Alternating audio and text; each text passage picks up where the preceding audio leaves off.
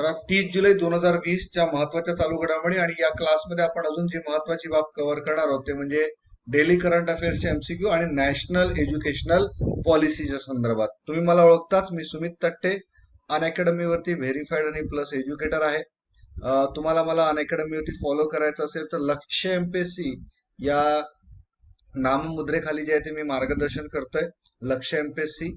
आणि जर तुम्हाला प्लस सबस्क्रिप्शन वगैरे घ्यायचं असेल तर तुम्ही लक्ष्य एमपीएससी हाच रेफरल कोड वापरून घेऊ शकता, ज्याच्या माध्यमातून 10% डिस्काउंट तुम्हाला मिळेल. आणि माझं जे प्रोफाईल आहे या प्रोफाईलची लिंक दिलेली आहे. लक्ष्य एमपीएससीच्या माध्यमातून तुम्ही जे मला फॉलो करू शकता. व्हेरीफाईड आणि प्लस एज्युकेटर आहे. गेल्या 2 वर्षापासून आता 3रं वर्ष चालू झालेलं आहे अनअकॅडमी वरती. आणि असोसिएट पार्टनर आहे, म्हणजे माझ्याबद्दलचं जर माहिती घ्यायचं झालं तर एमपीएससी लक्ष्यच्या माध्यमातून मी मार्गदर्शन विद्यार्थ्यांना करतो. आणि एमपीएससी लक्ष्य जे आहे ते असोसिएट पार्टनर आहे अनअकॅडमी सोबत. चॅनलवरती आमच्या सोबत जे डॉक्टर प्रीती राऊत मॅडम, मी जे इथे मार्गदर्शन तुम्हाला करत असतो. तर आता फार वेळ न करता जे आपण पहिले काय करूयात, सुरुवात करूयात जे प्रश्न आहेत त्यांच्या माध्यमातून. आणि त्याच्या पहिलीची जी बातमी आहे म्हणजे भारतासाठी एक प्राऊड मोमेंट ज्याला आपण म्हणू शकतो, हवाई दलामध्ये इंडियन एअरफोर्स मध्ये राफेल विमानतळाची पहिली खेप जी आहे ही सामील झालेली आहे. त्यामुळे हवाई दलाचं सामर्थ्य हे खूप जास्त प्रमाणामध्ये वाढणार आहे. आता हे भारतीय हवाई दलाचं सामर्थ्य वाढणार आहे म्हणजे काय होणार आहे की राफेल जी आहे ती फ्रान्सच्या दसा कंपनीकडून, फ्रान्स गव्हर्नमेंटच्या माध्यमातून खरेदी करण्यात आली आहे. आणि खूप सारा वादंग याच्या खरेदीवरती झालेला आपण बघितलेला आहे, सगळ्यांना याच्याबद्दल आयडिया असेल. ती चर्चा न करता नेमकं एक भारतासाठी जे मी म्हटलं एक प्राऊड मुवमेंट आहे की भारतीय हवाई दलामध्ये 5 राफेल विमान जे आहेत ती सामील करण्यात आली आहे. फ्रान्समधील बोर्डेक्स इथून सुमारे 7,000 किलोमीटरचं अंतर पार करून ही बहुउद्देशीय लढाऊ विमानं जी आहेत ती भारतात आगमन झाली. आणि पंतप्रधान नरेंद्र मोदी यांनी संस्कृतमध्ये यावेळी ट्विट केलं आणि या विमानांचं स्वागत केलं. तसंच संरक्षण मंत्री राजनाथ सिंग यांनी सुद्धा म्हटलं होतं की भारताच्या इतिहासाची नवीन सुरुवात, आणि लगेच चीनला चेतावणी वगैरे सगळं देऊन टाकलं होतं. तर या बाबी चालत राहतात, पण भारताने जे आहे एक चांगल्या प्रकारची सुरुवात झालेली आहे. राफेलची विमानं जी आहे ती या जुलै महिन्यामध्ये, एक 2-3 दिवसापूर्वी आपण चर्चा केली होती की जुलै महिन्यामध्येच येणार आहेत. तर those are available in India, आता भारतामध्ये आलेले आहेत. आणि अंबालाचं जे विमानतळ आहे किंवा अंबालाचं हवाई तळ आहे या जे हरियाणामध्ये लोकेटेड आहे, तिथे ही विमानं पोहोचलेली आहेत. चला दुसरा आता सुरुवात करूया प्रश्नांच्या माध्यमातून. Quest for restoring financial stability India, quest for restoring financial stability India या नावाचं एक पुस्तक जे आहे ते लिहिण्यात आलंय. तर हे पुस्तक जे आहे हे पुस्तक कोणी लिहिलेलं आहे? हे पुस्तक कोणी लिहिलं आहे? व्ही आचार्य, कृष्णकांत जैन, अजय सक्सेना की मनमोहन सिंह.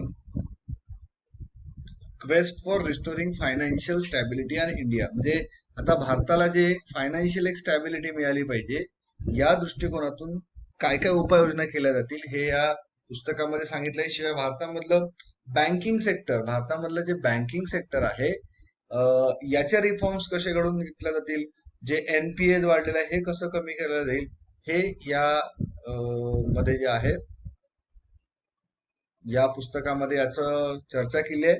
आणि हे लिहिलंय रिझर्व्ह बँकेचे डेप्युटी गव्हर्नर जे आहेत विरल व्ही आचार्य जे आहे यांनी हे पुस्तक लिहिलंय, quest for restoring financial stability in India. तर हे एक महत्वाचं पुस्तक.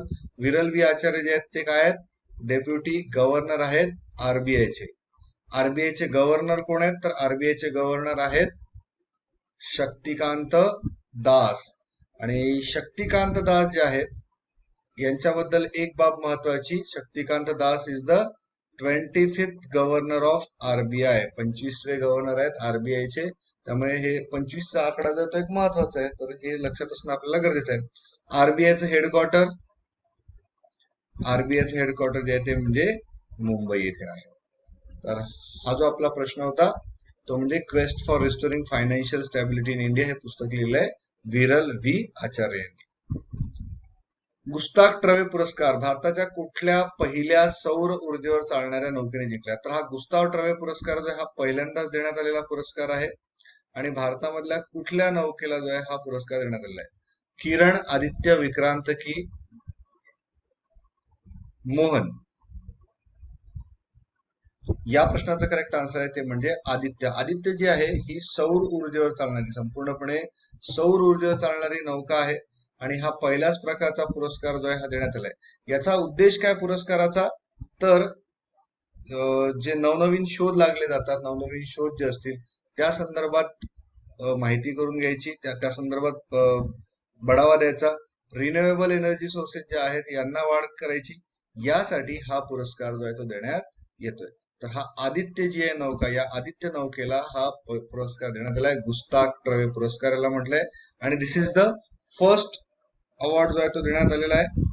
आणि ही जी आदित्य नौका आहे पूर्णपणे जी आहे ती सौर ऊर्जेवर चालणारी नौका आहे. त्यांना हा पुरस्कार देण्यात आलेला आहे. पुढचा प्रश्न. नुकतंच प्रीमियर लीगचं गोल्डन बूट गोल्डन बूट जो आहे फुटबॉलच्या संदर्भातील गोल्डन बूट पुरस्कार जो आहे हा कोणी जिंकलेला आहे? रोनाल्डो, लिओनेल मेसी, डेव्हिड वॉन की जेमी वर्डी?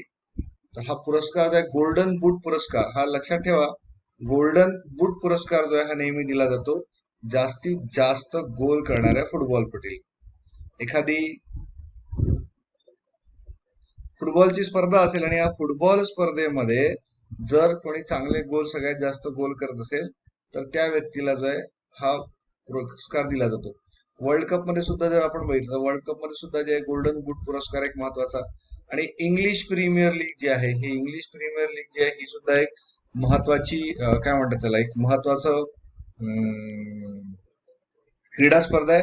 आणि जेमी वर्डी जे आहे, जेमी वर्डीला जो आहे हा पुरस्कार देण्यात आलेला आहे. Jamie Verde is the first who has got this award from Leicester city. हा जो आहे हे तुम्ही बघा, लिसेस्टर सिटीचा खेळाडू आहे. आणि याने जे या संपूर्ण स्पर्धेमध्ये 23 गोल जे आहेत ते केलेले आहेत. डेव्हिड वॉनने 22 गोल केले आणि जेमी वर्डी जे आहे 23 गोल केले. त्यामुळे जे लेसेस्टर सिटीचा असा पहिला खेळाडू आहे की ज्याला हा अवॉर्ड मिळालेला आहे. आणि ब्रिटनचा दुसरा खेळाडू ज्याने गोल्डन बूटचा अवॉर्ड जो आहे तो जिंकलेला आहे. खूप प्रतिष्ठेचा पुरस्कार मानला जातो, कारण की सगळ्यात जास्त गोल जे आहे, सगळ्यात जास्त गोल करणाऱ्या व्यक्तीला हा पुरस्कार दिला जातो. आणि प्रीमियर लीग जी आहे ही एक महत्वाची क्रीडा स्पर्धा आहे फुटबॉल फॅन्ससाठी, जेव्हा आपण म्हणू शकतो महत्वाची क्रीडा स्पर्धा आहे फुटबॉलच्या संदर्भामधली ब्रिटन मधली. तर जेमी वर्डी याने जे 23 गोल केले आणि 23 गोलसाठी त्याला गोल्डन बूट पुरस्कार देण्यात आलेला आहे. संपूर्ण स्पर्धेच्या कालावधी म्हणजे 23 गोल जे आहेत ते काही एका याच्यामध्ये नाहीयेत. हे 23 गोल जे आहेत ते कशा आहेत, तर संपूर्ण स्पर्धेमध्ये. IMF म्हणजे इंटरनॅशनल मॉनिटरी फंड यांनी कुठल्या देशाला $4.3 बिलियन एवढा सगळ्यात मोठा कोविड-19 ऋण जे आहे ते देण्यात आलाय? कोणाला देण्यात आलाय? भारत, ब्राझील, दक्षिण आफ्रिका की पाकिस्तान?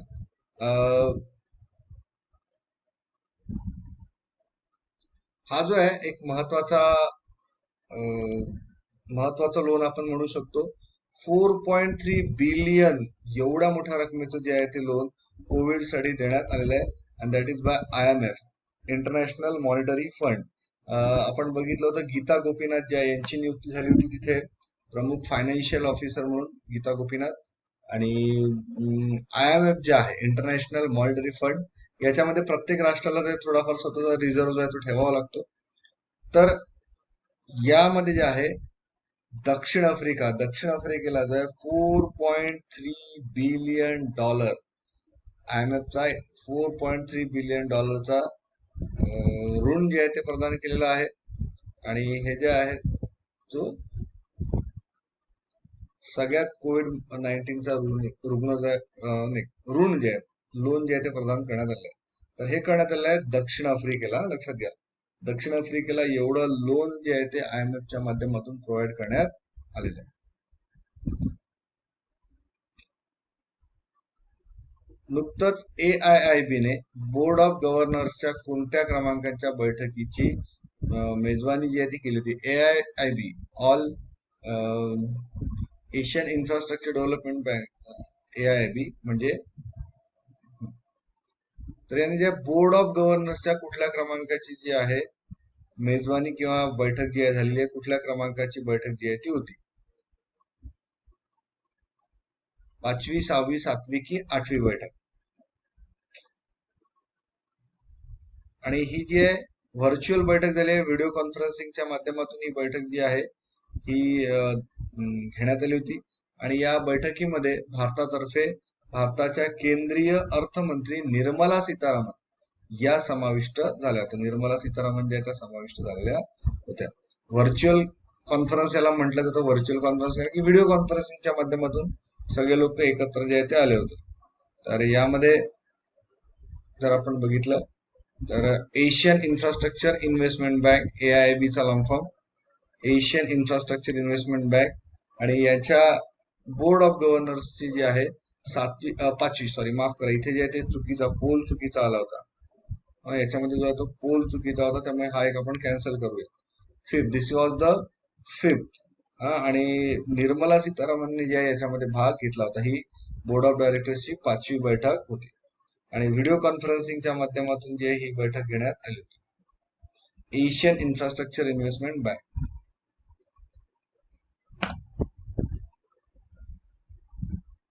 चांगल्या कामगिरीसाठी लाईफ टाईम उत्कृष्टता पुरस्कार पृथ्वी प्रणाली विज्ञान अर्थ सिस्टीम सायन्स मध्ये जे आहे चांगली कामगिरी करण्यासाठी लाईफ टाईम अचीवमेंट अवॉर्ड जो आहे हा कोणाला देण्यात आलेला आहे?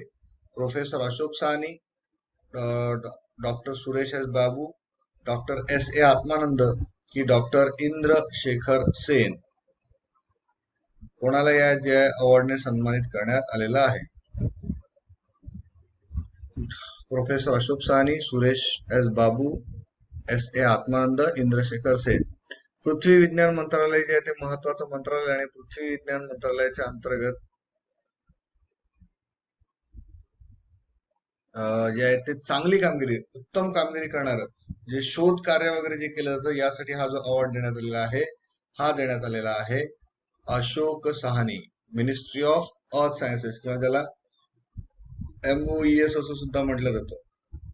या MOES च्या माध्यमातून हा पुरस्कार जो आहे प्रोफेसर अशोक साहनी यांना देण्यात आला. पृथ्वी विज्ञानमध्ये चांगल्या कार्यक्रमाची कामगिरीसाठी जातो लाईफ टाईम अचीवमेंट अवॉर्ड आहे. हा life time achievement award professor Ashok Sahni जे यांना देण्यात आलेला आहे.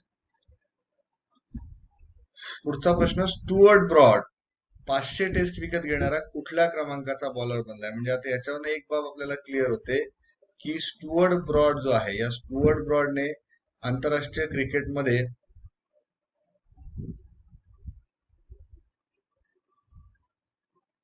आंतरराष्ट्रीय क्रिकेटमध्ये 500 विकेट जे आहेत त्या घेतलेल्या आहेत. तर मग हा कुठल्या क्रमांकाचा आहे? 7व्या, 8व्या, 6व्या, 5व्या कुठल्या क्रमांकाचा आहे की त्यांनी एवढ्या विकेट घेतल्या? मग या हा त्या क्रमांकाचा, त्याच्या पुढे कोण कोण आहेत? तर सगळ्यात जास्त विकेट ज्या घेतल्या आहेत टेस्ट क्रिकेटमध्ये त्या घेतल्या मुथय्या मुरलीधरन याने. मुथय्या मुरलीधरन जे याने हा विकेट घेतलेला आहे. तर या प्रश्नाचं करेक्ट आन्सर आहे ते म्हणजे 7वं. He is become the 7th. He's become the 7th bowler in the world. आतापर्यंत फक्त याच्यापूर्वी 6 बॉलरनी जे आहे ती 500 किंवा त्यापेक्षा जास्त विकेट घेण्याची किमया केलेली आहे. बघा, विकेट जे आहे टेस्ट मध्ये सगळ्यात जास्त विकेट्स आहेत, 800 विकेट घेतलेल्या आहेत मुथय्या मुरलीधरन. श्रीलंकेचा जो मुथय्या मुरलीधरन आहे त्याने सगळ्यात जास्त विकेट जे आहेत त्या घेतलेल्या आहेत. त्यानंतर शेन वॉन कुठला आहे? ऑस्ट्रेलियाचा आहे, त्याने 708 विकेट. भारताचा अनिल कुंबळे 619 विकेट. आता हे जे पहिले 3 जण जे आहेत ना, दोज आर द स्पिनर्स. एक बाब लक्षात घ्या, दीज आर द स्पिनर्स. आणि नंतर जे आहेत ते जसं Stuart Broad, sorry James Anderson, Glenn McGrath आणि कॉटली वॉल्स. स्टुअर्ट ब्रॉड जे आहेत ते पेसर ज्याला म्हटलं जातं त्या प्रकारचे गोलंदाज आहेत. तर आता स्टुअर्ट ब्रॉड जो आहे हा 7व्या क्रमांकाचा खेळाडू जो आहे तो ठरलेला आहे. आणि यांचे सध्या जे आहे क्रॅड ब्रॅडवेथ जो आहे हा याचा 500वा बळी ठरलेला आहे. क्रॅड ब्रॅडवेथ जो आहे मँचेस्टरच्या माध्यमातून खेळतो आणि त्याने जे 500वा बळी जो घेतलाय तो ग्रँट ब्रेथवेटचा घेतलेला आहे. स्टुअर्ट ब्रॉड इंग्लंडचा, आता आपण असं म्हणू शकतो की इंग्लंडचा एक अतिशय सक्सेसफुल गोलंदाज तो आहे, सक्सेसफुल गोलंदाज आहे. आणि या सक्सेसफुल गोलंदाजाने जे आहे त्याचा 500 विकेट जे आहेत तो टप्पा पार केलेला आहे. हा स्टुअर्ट ब्रॉड तोच आहे ज्याला 6 सिक्स मारले होते ना युवराज सिंगने, आठवतंय का?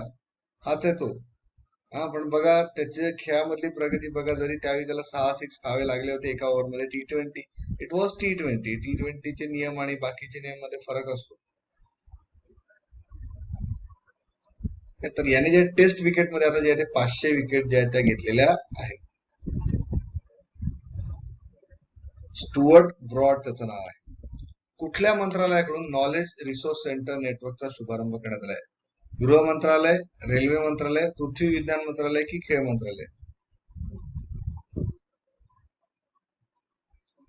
तर चालू करूया.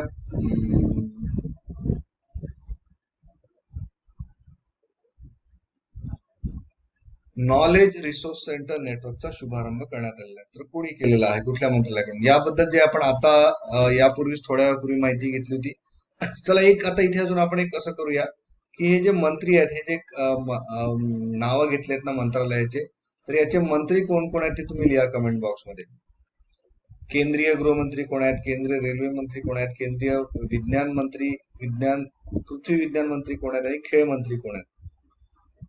हे एक आपल्याकडे जे आहे एक एक्स्ट्रा आपण म्हणू शकतो आपल्याकडे इन्फॉर्मेशन. रिसोर्स सेंटर नेटवर्कचा शुभारंभ करण्यात आलेला आहे पृथ्वी विज्ञान मंत्रालयाद्वारे. पृथ्वी विज्ञान मंत्रालयाचे जे डॉक्टर हर्षवर्धन आहेत, पृथ्वी विज्ञान मंत्रालय जे त्यांच्याकडे आहे. केंद्रीय कुटुंब आणि आरोग्य आणि कुटुंब कल्याण मंत्रालय जे आहे त्यांच्याकडे आहेत. And he is not president of WHO, he is the president of working committee of WHO.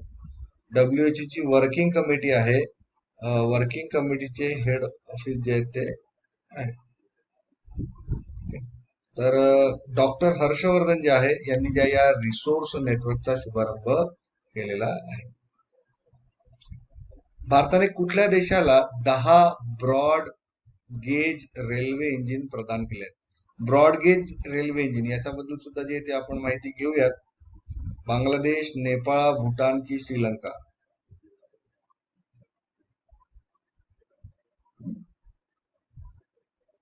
भारताने काय केलं, 10 ब्रॉड गेज रेल्वे इंजिन. आता यामध्ये जे रेल्वेचे इंजिन जे असतात ना, किंवा इथे ब्रॉड गेज हा आलाय, ब्रॉड गेज असतो, मग अजून कुठला असतो? स्पेसिफिकली ब्रॉड गेज का दिलाय?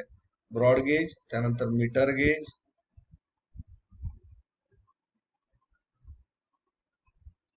मीटर गेज असते आणि एक नॅरो गेज असते.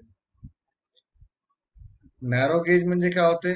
सगळ्यात सगळ्यात सगळ्यात छोटी जी असते, सगळ्यात छोटी असलेली जी आहे तिला नॅरो गेज. मीटर गेज म्हणजे 2 रुळांमधलं अंतर 1 मीटर असतं. आणि ब्रॉड गेज म्हणजे सगळ्यात मोठं, त्याचं जवळपास 1.62 मीटर जे आहे, 1.62 मीटर जे आहे ते 2 रेल्वेचे जे ट्रॅक्स असतात त्याच्यामधलं अंतर असतं. तर हे जे 10 देण्यात आलेले आहेत ब्रॉड गेज रेल्वे इंजिन, हे बांगलादेशला हँडओव्हर करण्यात आले आहेत. भारताचे संबंध जे आहेत ते अजून दृढ व्हावे बांगलादेश साठी, म्हणून हा 10 रेल्वे इंजिन जे आहे ते बांगलादेशला देण्यात आलेले आहेत. आणि यामध्ये जे आहेत बांगलादेश मध्ये जे आहे ते पश्चिम बंगाल जे आहे, पश्चिम बंगालमध्ये, तर बांगलादेश बद्दल सुद्धा आपल्याला माहिती असणं गरजेचं आहे. बांगलादेश म्हणजे शेख हसीना जे आहे तिथल्या पंतप्रधान आहेत. नुकत्याच चर्चेमध्ये सुद्धा होत्या. पहिल्यांदा जे आहे ते भारताच्या पंतप्रधान नरेंद्र मोदी यांच्यासोबत त्यांची चर्चा झाली होती. त्यानंतर ढाका जी आहे तिथली राजधानी आहे आणि बांगलादेशी टका जो आहे तो तिथली करन्सी आहे. तर भारताने जे 10 ब्रॉड गेज रेल्वे इंजिन जे आहे त्यांना प्रदान केलेले आहे. बघूया पुढचा प्रश्न काय आहे. सनराइज फूड्स कंपनीचं अधिग्रहण कोणी केलंय? HUL, ITC, टाटा की रिलायन्स? सनराइज फूड्स कंपनी जी आहे, ही सनराइज फूड कंपनी जी आहे ती काय?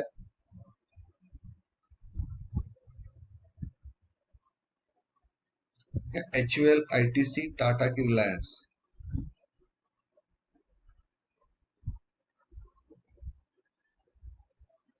सनराइज फूड कंपनी जी आहे, सनराइज फूड कंपनीचं अधिग्रहण, अधिग्रहण पाहिजे तिथे, अधिग्रहण कोणी केलेलं आहे. आता अधिग्रहण म्हणजे काय होतं? इट इज कम्प्लिटली जे आहे ते अक्वायर करून घेतल्या जाते. संपूर्णपणे जवळपास 2150 कोटी रुपयाची ही डील होती.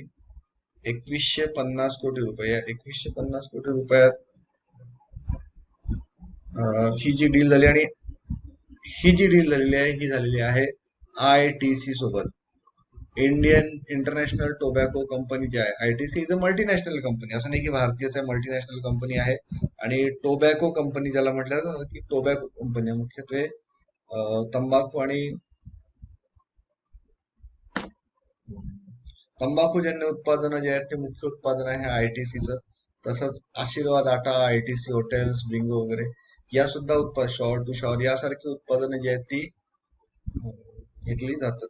यासारखी उत्पादनं जी आहेत ती घेतली जातात. आणि ITCने काय केलं, सनराइज फूड जी आहे ती एक मसाले बनवणारी कंपनी, लक्षात घ्या, मसाले बनवणारी कंपनी आहे. आणि या मसाले बनवणाऱ्या कंपनी सोबत जो आहे तो करार केलेला आहे. अधिग्रहणच, कम्प्लिटली अधिग्रहण जे आहे त्यांचं केलेलं आहे. भारतामधल्या ज्या सगळ्यात जास्त सिगरेट जे आहेत ते निर्मितीचं कार्य ITCच्या माध्यमातून चालतं. तर अनअकॅडमीचे जे प्लस कोर्सेस आहेत, या प्लस कोर्सेस मध्ये तुम्हाला खूप फायदा होतोय. आणि इथून पुढे जे आहे ते तुम्ही बिलकुल क्लासला सोडू नका, कारण आपण काय घेतोय, जी न्यू पॉलिसी जी आहे ती आपण योग्य पद्धतीने समजून घेण्याचा प्रयत्न करणार आहोत. तर अनअकॅडमीच्या प्लस कोर्सेस मध्ये मुलांना खूप जास्त फायदा होतोय. एकाच सबस्क्रिप्शन मध्ये तुम्ही अनलिमिटेड लाईव्ह इंटरॅक्टिव्ह सेशन, सर्व विषयांचं मार्गदर्शन, डेडिकेटेड डाऊट क्लिअरिंग सेशन तुम्हाला मिळतील. विकली क्विज अवेलेबल आहेत, PDF नोट्स आणि लाईव्ह सपोर्ट सगळं मिळेल. आणि लक्ष्य MPSC रेफरल कोड वापरल्यास 10% एक्स्ट्रा डिस्काउंट सुद्धा जे तुम्हाला मिळू शकतो. त्यामुळे हा जो लक्ष्य MPSC रेफरल कोड आहे हा लक्षात ठेवा. तर सगळ्यात महत्वाचं जे आहे, काल सेंट्रल गव्हर्नमेंटने, केंद्र सरकारने काय केलं, नॅशनल एज्युकेशन पॉलिसी 2020 जे आहे ही पारित केलेली आहे. याला पुढचा जो काय म्हणतात त्याला, याच्या माध्यमातून पुढचं शिक्षण जे आहे ते विद्यार्थ्यांना जे आहे या नॅशनल एज्युकेशन पॉलिसीच्या अंतर्गत जे आहे ते दिलं जाणार आहे. हिला काय म्हटलं गेलं, NEP 2020, नॅशनल एज्युकेशन पॉलिसी 2020 असं याचं नाव आहे. आणि याच्या माध्यमातून काय होणार आहे, शिक्षणाचा जो एक वेगळ्या प्रकारचा जो आपण बघू शकतो, बरेचसे रिफॉर्म्स जे आहेत ते शिक्षण क्षेत्रामध्ये होणार आहेत. जसं आता विद्यार्थी दशेमधला हा व्यक्ती, आता आपल्यापैकी जे आहेत जवळपास सगळेजण ग्रॅज्युएट झालेत, काही काही जण असतील फायनलला असतील, त्यांच्यासाठी इमिजिएटली चेंजेस नसणार आहेत. चेंजेस भरपूर आहेत. तब्बल 34 वर्षानंतर, 34 वर्षांनंतर आहे ही एज्युकेशनल पॉलिसी, ज्याला आपण म्हणतो, ही एज्युकेशनल पॉलिसी आलेली आहे. धोरणामध्ये नेमका बदल जाईल, एवढे 34 वर्ष निघून गेले, तोपर्यंत जो आहे तो शैक्षणिक क्षेत्रामध्ये बदल झाले नव्हते. आता नॅशनल एज्युकेशन पॉलिसीमुळे जे आहे, तर मेन पॉइंट्स बघा याच्यामध्ये काय काय आहेत. राष्ट्रीय शैक्षणिक धोरणाला जी मंजुरी मिळाली आहे, यामध्ये 10वी-12वीच्या बोर्डाचं महत्व कमी झालेलं आहे. 5वी पर्यंत मातृभाषेतून शिक्षण आणि महाविद्यालयात आंतरशाखीय शिक्षणाला जी आहे ती सुरुवात होणार आहे. तर हे सगळे जे मुद्दे आहेत ते आपण डिटेलमध्ये समजून घेऊयात, कारण की येणाऱ्या ज्या परीक्षा आहेत या परीक्षांमध्ये याबद्दलचा प्रश्न जो आहे तो विचारला जाऊ शकतो. मुख्य जो एक उद्देश ठेवला आहे, जसं मी आज आता मगाशी एका चॅनलवरती जे आहे, रमेश पोखरियाल निशंक जे आहेत, HRD मिनिस्टर, नाव ही शिक्षा मंत्री, आता ते एज्युकेशन मिनिस्टर बनलेत. म्हणजे जे HRD मिनिस्ट्रीचं नाव होतं ते नाव सुद्धा याच्यामध्ये बदलण्यात आलंय. HRD मिनिस्ट्रीचं नाव बदलून आता काय होणार आहे, शिक्षा मंत्रालय जे ते करण्यात आलेलं आहे. आता या राष्ट्रीय शैक्षणिक धोरण जे आहे ते मंजूर करून घ्यायचं आहे. तर 10वी आणि 12वी बोर्डाचं जे महत्व कमी करण्यात, महत्व जे आहे ते कमी करण्यात आलंय. 5वी पर्यंत मातृभाषेतून शिक्षण जे आहे ते कंपल्सरी झालं, म्हणजे 5वी पर्यंत जे आहे ते विद्यार्थ्याला मातृभाषेतून शिक्षण मिळणार आहे. आणि महाविद्यालयातील आंतरशाखीय विद्याशाखा शिक्षणाला सुरुवात, म्हणजे इंजिनिअरिंगचा विद्यार्थी जो आहे तो म्युझिक सुद्धा शिकू शकतो. 5वी पर्यंत जे मातृभाषेतून शिक्षण, आणि नंतर सुद्धा जे बाकीच्या भाषा सुद्धा शिकणं जे आहे ते गरजेचं आहे. जो आतापर्यंत पॅटर्न चालू होता 10+2 चा, मेनली हा पॅटर्न बदलाय. म्हणजे 12वी पर्यंत जे ते शिक्षण जातं, 10वी पर्यंत आपण पास होत जातो, मग 11वी-12वीचा अभ्यास करायचा, असं 12 वर्ष प्लस 3 इयर्स जे राहणार ते ग्रॅज्युएशन. तर ह्या सगळ्या बाबी ज्या आहेत त्या आता चेंज ज्या आहेत त्या झालेल्या आहेत. काय काय त्याच्यामध्ये नेमके चेंजेस आहेत ते आपल्याला समजून घेऊया. एक एक मुद्दा जो आहे तो तुमच्यासाठी महत्वाचा असणार आहे. पहिलं जे आहे, 34 वर्षानंतर राष्ट्रीय शैक्षणिक धोरणाला जी आहे ती केंद्रीय मंत्रिमंडळाच्या माध्यमातून मंजुरी देण्यात आलेली आहे. यामध्ये शैक्षणिक क्षेत्रामध्ये मेनली शालेय आणि उच्च शिक्षणाच्या रचनेमध्ये आमूलाग्र बदल जे आहे ते करण्यात आलेले आहेत.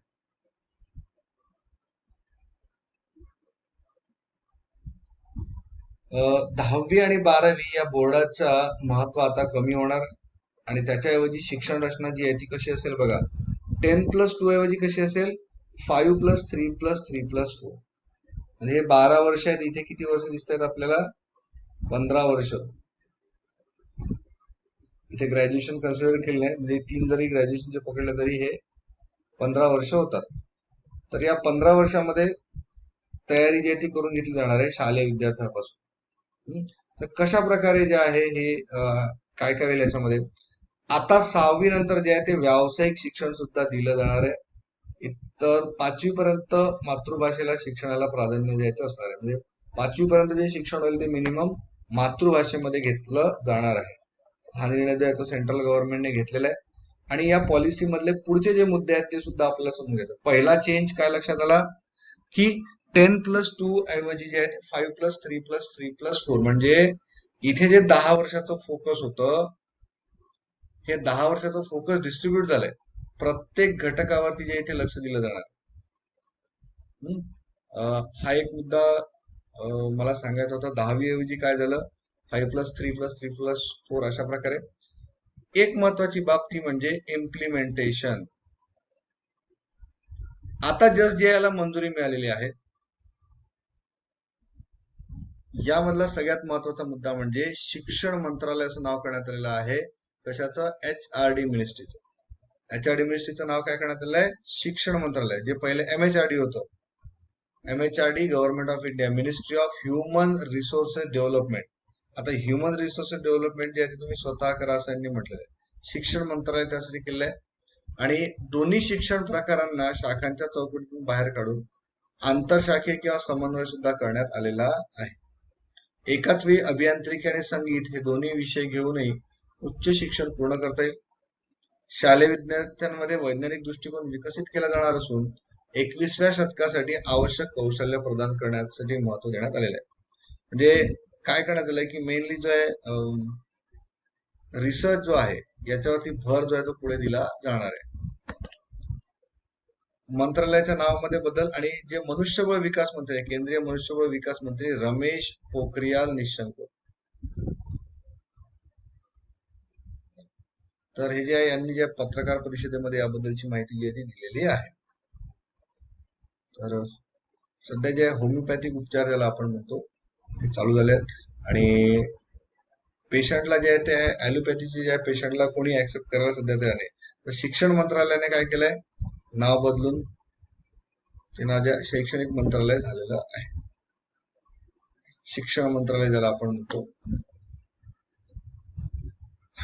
ठीक आहे. तर हे जे HRD मिनिस्ट्री मध्ये एक महत्वाचा चेंज हा नोट करून घ्या. दुसरं जे आहे ते शालेय शिक्षणाची रचना 10+2 ऐवजी आता 5+3+3+4 अशी झाली आहे.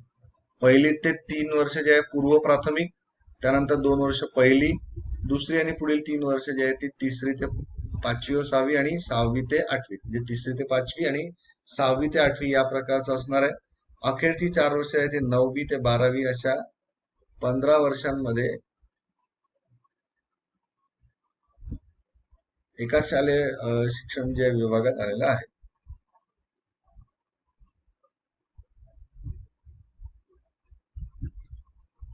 तर यांनी जे आहे 4 वर्ष म्हणून जे अखेरची 4 वर्ष 9वी ते 12वी आणि अशा 15 वर्षांमध्ये शालेय शिक्षण विभागण्यात आलेलं आहे. आता जे याच्या पुढे जातो एकच नियामक मंडळ असणार आहे. एमफिल वरती पण येतोय मी. एमफिल जी आहे ती पदवी आता रद्दबातल, म्हणजे आतापर्यंत जे करतात ह्या वर्षी ते विद्यार्थी करतील पूर्ण, पण नंतरचे विद्यार्थी त्यांना पीएचडी म्हणतो त्यांना जे आहे लिक्विड एकच नियामक मंडळ जे आहे त्याच्यासाठी हे असणार आहे. या सगळ्या पूर्व शिक्षण जे आहे ते कायद्याच्या कक्षेमध्ये आलंय. म्हणजे बघा, कायद्याप्रमाणे जे ते मुलांना शिक्षण घ्यावं लागेल. सध्या ऑनलाईन जे आहे शिक्षण सध्या सगळ्यांसाठी जे आहे ते फायद्याचं ठरत आहे. आता अनअकॅडमी होती बघा ना, आपण टेक्नॉलॉजीच्या माध्यमातून मिळतोय. तर पूर्व शिक्षण जे आहे ते कायद्याच्या कक्षेत येणार आहे, न्यू एज्युकेशन पॉलिसी 2020 च्या वेळी.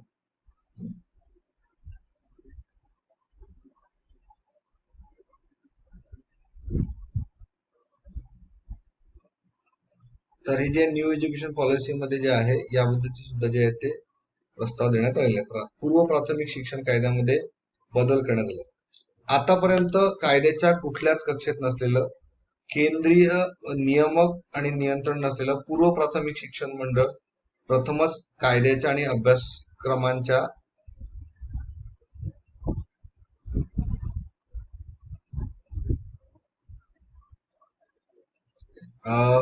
आता याच्यामुळे होणार काय, हे जे नवीन शैक्षणिक धोरण आहे यामुळे 10वी आणि 12वीच्या बोर्डाच्या परीक्षा ज्या आहेत त्या घेतल्या जातील, पण महत्व जे आहे ते कमी होईल. आता जसं नुकतंच जे आज 10वीचा रिझल्ट लागलेला आहे, येत्या काळामध्ये 10वीच्या आणि 12वीच्या बोर्डाच्या परीक्षा होतील, पण रिझल्ट जो आहे तो डिक्लेअर केला जाणार नाही.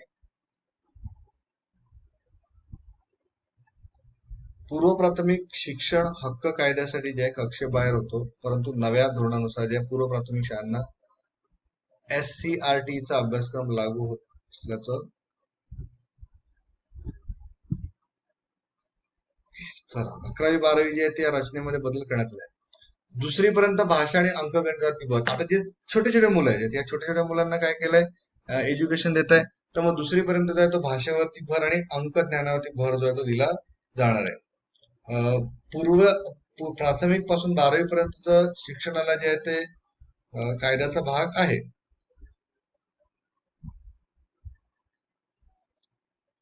परंतु त्याच्यावरती काही चेंजेस जे आहेत ते झालेले नाहीत. तर शिवाजी दुसरीपर्यंत भाषा आणि अंक ज्ञानावर अधिक भर दिला असून हा बदल चांगला असल्याचे काळपांडे यांनी म्हटलंय. तसंच अतिशय चाकोरी बाहेरचा विचार असणारं धोरण आहे, असं त्याची अंमलबजावणी त्यामुळे कठीण आहे. आउट ऑफ द बॉक्स जे आहे ते थिंकिंग इथे केलेलं आहे, सगळं आउट ऑफ द बॉक्स केलंय, त्याच्यामुळे याचं इम्प्लिमेंटेशन जे आहे ते गव्हर्नमेंटला थोडं कठीण जाणार आहे. बरं, आता याच्यामध्ये बघा, केंद्र सरकारने जे नवीन राष्ट्रीय शिक्षण धोरण जाहीर केलं याच्यामध्ये महत्वाचं जे आहे त्या स्टेजेस आहेत, वेगवेगळ्या स्टेजेस आहेत. पहिली जी आहे ती फाउंडेशन स्टेज, त्यामुळे वयाच्या 3ऱ्या पासून मुलाला शाळेत प्रवेश मिळणार आहे.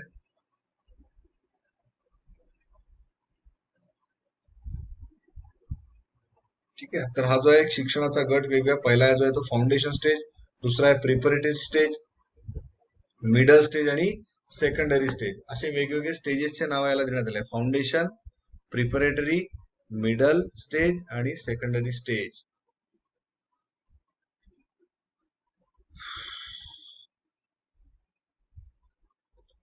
ठीक आहे, याच्यामध्ये जर आपण बघितलं तर नवं जे शैक्षणिक धोरण असणार आहे त्याच्यामध्ये 12वी पर्यंत शिक्षण जे आहे ते माध्यमिक शिक्षणात समाविष्ट करण्यात आलेलं आहे.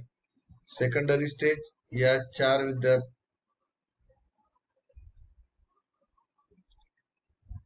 तर 24 विषय जे आहे, जे सेकंडरी स्टेज होती 4 वर्षामध्ये विद्यार्थ्यांना 24 विषय शिकवण्यात येणार आहे. याबद्दलचं सगळं जे आहे ते डिटेलिंग जे आहे ते दिलेलं आहे. परत महत्वाच्या मुद्द्यावरती आपण येऊया, आंतरशाखीय शिक्षण.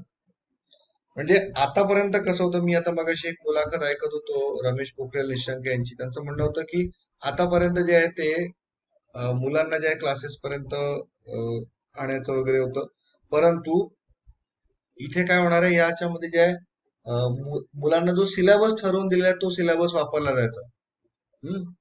तर आता जे मुलांची जी इच्छा असेल, त्यांना जे शिकायचं असेल, विद्यार्थ्यांना जे शिकायचं असेल ते त्यांना शिकू दिले जाणार आहे. उदाहरण घ्यायचं झालं तर त्यांनी काय दिलंय, जर इंजिनिअरिंगचा विद्यार्थी असेल आणि त्याला एखादा तबला वाजवायचा आहे किंवा संगीत बद्दल माहिती घ्यायची आहे, तर त्या इंजिनिअरिंगच्या विद्यार्थ्याला जे आहे ते संगीत बद्दलच सुद्धा जे माहिती मिळणार आहे. ठीक आहे,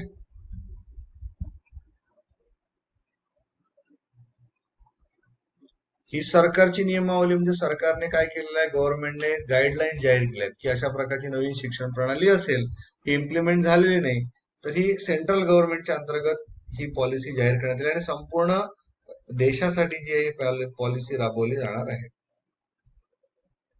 पाठांतर करून उत्तर लिहिण्याऐवजी दैनंदिन उपयुक्त ज्ञानावर आधारित परीक्षा असते. विज्ञान व कला अशा वेगवेगळ्या शाखातील विषय एकत्र घेऊन शिकवता येतील. त्यामुळे आंतरशाखीय शिक्षण जे आहे ते सुरू होणार आहे. आंतरशाखीय म्हणजे काय झालं, जसं मी डिस्कस केलं की आर्ट्सच्या विद्यार्थ्याला मॅथ्सचे सायन्सचे विषय घेता येतील, सायन्सच्या विद्यार्थ्याला जे ते आर्ट्स कॉमर्स कुठले घ्यायचे असेल त्यांच्या चॉईस प्रमाणे जे ते विषय घेऊ शकतात. आता एमफिल करण्याची गरज राहणार नाही. एमफिल ऐवजी काय होऊ शकते, थेट पीएचडी जी आहे ती करता येते. उच्च शिक्षणातही लवचिकता आणली गेली असून महाविद्यालय तसंच विद्यापीठांमध्ये आंतरशाखीय विषय जे आहे ते एकत्र करता येणार आहेत. आणि त्यासाठी जी शिक्षणाचे गुणांक म्हणजे एखाद्या वेळी काही इमर्जन्सी आली तर अशा वेळी काय केलं जाऊ शकतं की ती इमर्जन्सी उपयोग करून विद्यार्थ्यांचे जे गुणांक आहेत किंवा मार्क्स जे आहेत हे थांबवून ठेवले जाऊ शकतात. स्टॉप लागला, एखाद्याला स्टॉप लागला, मध्येच एज्युकेशनला स्टॉप लागला, ठीक आहे, त्याच्यावरती कौटुंबिक जबाबदारी आहे किंवा काही आहे, तर त्यांनी काय केलं, थोडा डिलिव्हर झाला आणि समजा त्याचं शिक्षण थांबून गेलं त्याच्यामध्ये. मग आता हे जे शिक्षण थांबलेलं आहे याला वाटलं मला आता 2 वर्षानंतर 3 वर्षानंतर माझी परिस्थिती चांगली झाली तर हे स्टॉप झालेलं शिक्षण जे आहे पुन्हा तो रिझ्यूम जो आहे ते करू शकतो. तर 5 वर्षाचा कार्यभार अभ्यासक्रम जवळपास अभ्यासावा लागतो आणि त्यानंतर एमफिल करण्याची गरज उरणार नाहीये. थेट पीएचडी साठी प्रवेश घेतला जाईल, नाहीतर 3 वर्षात पदवी घेता येतं. म्हणजे इथे काय ऑप्शन असणार आहे, पीएचडी सोबत जायचं आहे तर 3 वर्षामध्ये जी आहे ती पदवी घेता येणार आहे. फीस जी आहे ही सुद्धा एकदम वाढवता येणार नाही. फीस सुद्धा जी आहे ती सेंट्रल गव्हर्नमेंटच्या कंट्रोलमध्ये असणार आहे आणि प्रत्येक जिल्ह्यात किमान एक तरी बहुविध आंतरशाखीय महाविद्यालय सुरू केलं जाईल असं लक्ष केंद्रीय शिक्षण मंत्रालयाने ठेवलेलं आहे. काय तर किमान एक तरी जे आहे आंतरशाखीय महाविद्यालय सुरू झालं पाहिजे. आतापर्यंत एकाच शाखेतील विषय घेऊन पदवी घेतली जात असे, मात्र आता पदवी विद्याशाखातील विषय जे आहेत ते एकाच वेळी घेऊन पूर्ण केली जाणार आहे. तर केवळ विद्यापीठच नाही तर महाविद्यालय सुद्धा जे आहे ते बहुविध शाखा अभ्यासक्रमाची होणार असल्याचे जे आहे ते भाषण शुल्क निश्चिती केली जाण्यासाठी जे आहे समान शर्ती निश्चित केल्या जाणार आहेत आणि त्या चौकटीतील शुल्क निश्चिती केवळ असणार आहे आणि शुल्क आकारणीवर सुद्धा जे आहे कमाल मर्यादा सुद्धा इथे घालण्यात येतील. शुल्क निश्चिती जी आहे ती करण्यात आली, चेंजेस करता येणार नाही. शिक्षकांच्या बदल्या ज्या आहेत त्या रद्द करण्यात आलेल्या आहेत. त्या सतत शिक्षकांच्या रद्द करता येणार नाही, म्हणजे शिक्षणाचे जे आहेत बदल्या ज्या त्या रद्द केल्या जाणार आहेत. त्यामुळे शिक्षक खुश असतील, त्यांच्या बदल्या ज्या त्या रद्द होतील. आणि पुस्तकाचं वाचन सुद्धा करण्यात आलं. याच्यामध्ये काय केलं, प्रगती पुस्तकामध्ये गुण आणि शिक्षकांची श्रेणी न दिल्या तुमचे गुण काय हे त्याच्यामध्ये लिहिलेलं नसतं. तर एक ट्रिमेंडस चेंज ज्याला आपण म्हणू शकतो, ट्रिमेंडस चेंज आहे त्यांनी याच्यामध्ये केलेला आहे. थोडंफार याच्यामध्ये जे जीवन कौशल्यांचा विकास कसा होतोय याबद्दलचं मूल्यमापन जे आहे ते रिझल्ट मध्ये जे आहे ते केलं जाणार आहे. प्रगती पुस्तकामध्ये बदल त्या प्रकारे केला जाणार आहे. शिक्षकांच्या बदल्या ज्या त्या बंद करण्यात आल्या. आता एमफिल ऐवजी थेट पीएचडी जी आहे ती करता येणार आहे. आता शिक्षकांच्या बदल्या ज्या त्या सध्या बंद केल्या जातात. म्हणजे शिक्षकांच्या बदल्यांमुळे शाळांच्या आणि विद्यार्थ्यांचं नुकसान होत असल्याचं बाटल्यांची जी आहे ती पद्धत बंद करण्याचा निर्णय शिक्षण धोरणात नमूद करण्यात आलेला आहे. म्हणजे बंद कसं करायचं किंवा या शिक्षण क्षेत्रामध्ये ऑलरेडी असलेले जे शिक्षक आहेत यांच्या बदल्या कशा रद्द करायचं याबद्दलचं सुद्धा मार्गदर्शक तत्व त्यामध्ये आहे. तर शिक्षकांवरती जो आहे अशैक्षणिक कामांचा ताण जो आहे तो वाढतोय, हा कमी करण्याचा निर्णय घेतला गेलेला आहे.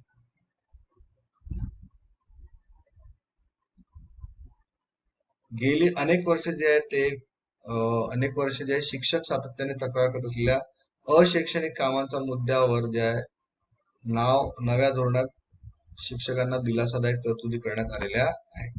शिक्षकांसाठी सुद्धा ज्या चांगल्या तरतुदी आहेत, स्वातंत्र्याच्या तरतुदी आहेत, या तरतुदींचा फायदा सामान्य जनतेला होईल असं लक्षात.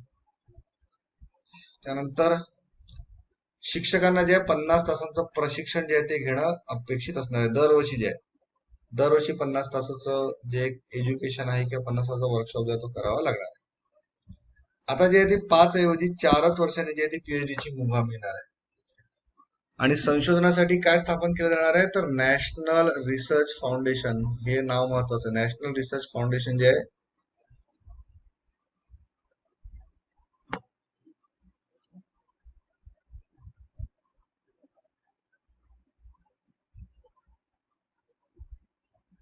स्वायत्त संस्थेची स्थापना करून जे कायदेशीर अधिष्ठान करण्यात येणार आहे. यासाठी संस्था ज्या आहेत, वेगवेगळ्या संस्था ज्या आहेत त्या स्थापन केल्या जाणार आहे. प्रगती पुस्तक म्हणजे मार्कशीट, बरोबर.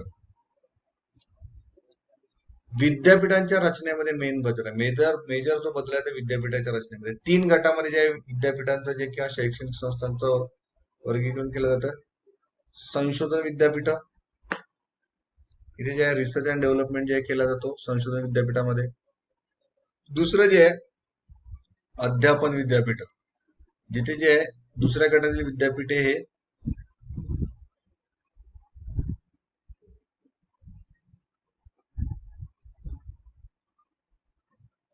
आणि तिसरा गट जो आहे तो महाविद्यालयांचा, म्हणजे संशोधन रिसर्च युनिव्हर्सिटीज, टीचिंग युनिव्हर्सिटीज ज्याला आपण म्हणूया. तिसरं म्हणजे कॉलेजेस जे आहे या महाविद्यालयामध्ये पदवी पदविका स्तरावरील अभ्यासक्रम जे आहे किंवा व्यावसायिक शिक्षण अभ्यासक्रम असतील अशा ठिकाणी जो आहे हा तिसरा गट जो आहे तो विद्यापीठाच्या रचनेमध्ये जो आहे त्याच्यामुळे डिसाईड होतोय.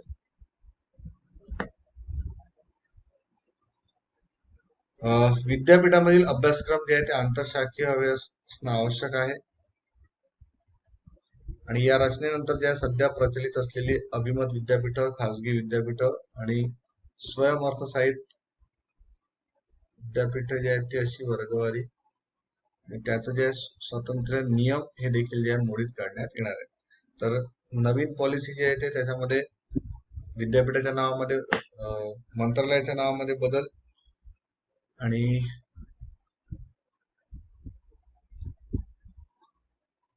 एक महत्वाचा अजून जो चेंज आहे त्याच्यामध्ये 2 वर्ष पदव्युत्तर शिक्षण न घेताही 4 वर्ष जे पदवीच्या आधारावर सरळ पीएचडी करता येईल.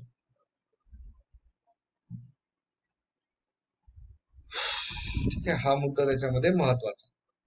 त्यानंतर बघा हे जे आहे हे मुद्दे सगळे जे आहेत ते सगळे मुद्दे ठरवण्यात आले होते. एक समरी जी आहे तुम्हाला दिली आहे, समरीचा स्क्रीनशॉट जे आहे तुम्ही घेऊ शकता. नाही नाही नाही, युजीसी आहे एआयसीटी मर्ज होणार नाहीयेत. नवीन त्याच्याऐवजी आहेत त्या संस्थात्मक त्यांना कंट्रोल करणाऱ्या ज्या त्या नवीन संस्था येतील. युजीसी आणि एआयसीटीचं जे आहे ते मर्जिंग होणार नाहीये. ते कसं असतं की ते त्या संस्था कार्यरत आहेत ना. आपण सुरुवातीला सुद्धा बघितलं होतं की मेडिकल काउन्सिल वगैरे जे आहेत त्यांचे रिझल्ट जे आहेत ते वेगळेच असणार आहेत. त्यांना जे आहे ते अशा प्रकारे नाहीये. तर त्यामुळे जे 2 वर्षाचं पदव्युत्तर शिक्षण न घेताही 4 वर्ष पदवीच्या आधारावरती सरळ पीएचडी ला ऍडमिशन घेता येईल. आणि आता पीएचडी साठी जे आहे ना ती ही आहे पहिले काय म्हणतात त्याला एंट्रन्स एक्झाम. त्याचा स्क्रीनशॉट जो आहे तो तुम्ही घेऊ शकता, घेऊन ठेवू शकता. आणि तुम्हाला व्हिडिओ